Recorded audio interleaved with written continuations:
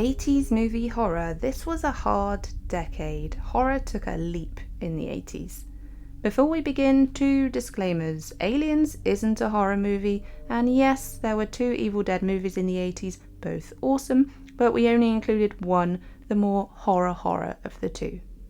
First up, The Changeling in 1980, directed by Peter Medak.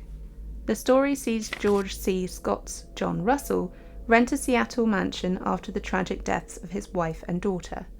There he finds himself at the centre of a haunting and works to unravel the mansion's tragic history. If you ever want an example of a classic ghost story, it's this movie. Haunted house, ominous banging, things moving by themselves, a mysterious locked room, a tangled family history. The story, written by playwright Russell Hunter, was actually inspired by real-life events, which is both fascinating and deeply troubling considering the contents of the film. It's great in its simplicity, the sinister story, the ways in which the scares are delivered, the opening. Next on our list is The Fog, directed by John Carpenter in 1980 and not based on the story of the same title written by James Herbert. Sorry. It's actually about Antonio Bay, a small town plagued by an ominous blanket of fog that brings vengeful ghosts in its folds. By far the standout for me in this film is Adrienne Barbeau's Stevie Wayne, who navigates the town through the horror via her bird's eye view in the lighthouse, where she records her radio show. It's a great narrative device, and she has a really nice voice, which works as a contrast to the town's horrendous history. Her voice changes as that unfolds. The eerie knocking at the door will haunt you for weeks, as will the remake if you choose to watch it, so don't. On to The Shining, directed by Stanley Kubrick, and another offering from 1980.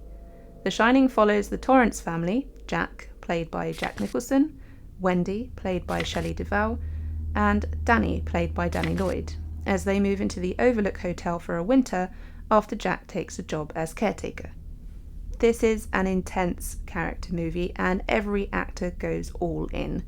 Jack Nicholson is mad. Shelley Duvall is mad. Both of their faces do some very weird things. It could be a contender for the horror movie that contains the most iconic moments. The typewriter, the maze, the twins, the elevator, the axe rampage. It's not every movie that gets its own Simpsons episode dedicated to it. The Shining is classic Simpsons, so they complement each other really. Moving into 1981, we come to The Evil Dead by Sam Raimi, his debut in fact. 4 friends go to a cabin in the woods, have a nose around and read a book. What's the problem? It's not Lord of the Rings, that's the problem.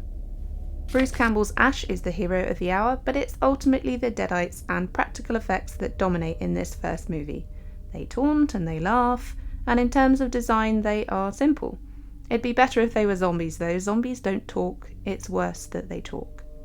That it's such a simple idea delivered so well is what makes this such a classic horror movie. Limited budget, limited location, limited everything, unlimited talent. The cabin in the woods formula has been done and done again since, but never to this level. From Tennessee to the Yorkshire Moors, we land on An American Werewolf in London, also 1981, this time directed by John Landis. David and Jack, played by David Norton and Griffin Dunn, are out for a late-night stroll on the moors when they are attacked by a big bad wolf. One survives, the other not so much. There's so much to love about this movie. The horror elements are in the wolf attacks and transformation, the latter of which is very cool. Thank you, Rick Baker. It would have been nice to live the reaction to that transformation scene. Now it would likely be partially or all CGI, so experiencing some of that appreciation when it came out would have been pretty special. I'm sure the first slaughtered lamb scene has become a template for all pub entrances in horror movies. That and Sergeant Howie in The Green Man Inn. Solid pub moments. There's been talk of a remake, so let's hope those involved forget they had that conversation and leave well alone. Here we attempt to breach and introduce The Keep.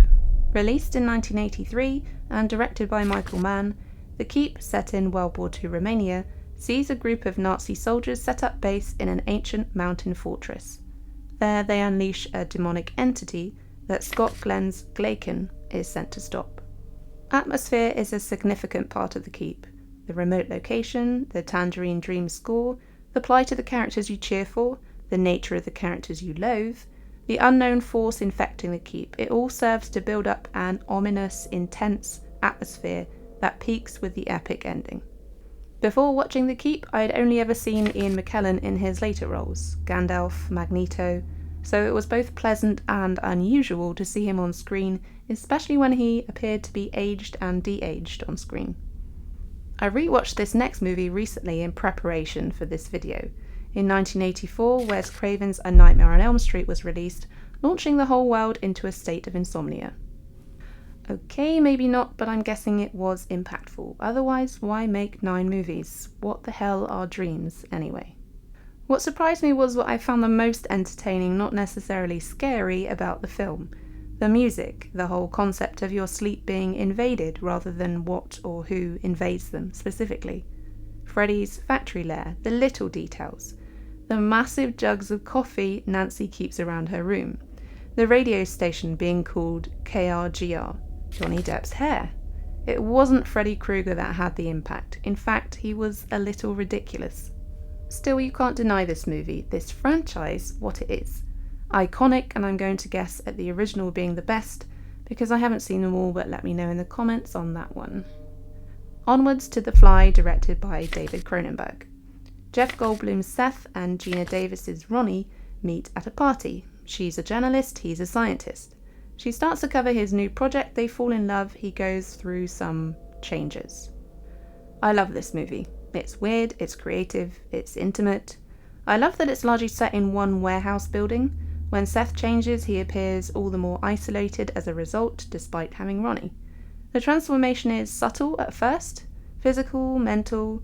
Goldblum does all the expected physicality of it so well, and the final payoff, when Seth fully transforms, is worth the wait. There must be some behind-the-scenes documentary out there covering it all. I'd love to see it. Our penultimate movie is The Lost Boys, directed by Joel Schumacher. The same Joel Schumacher who directed Batman Forever and Batman and Robin. Hard to believe. A family of 3 move to Santa Carla, California, hoping for a fresh start. Whilst they do encounter something fresh, it's vampires rather than a sense of belonging and serenity. I love this movie too. For its humour, for its music, for its hairstyles, for that mad rock concert on the beach. I love that after a while the Frog Brothers' parents look dead rather than constantly asleep. I really like how they largely get round showing the vampires flying by using clever camera work. You don't see the vampires in their true form until quite late in the movie as well, which I like.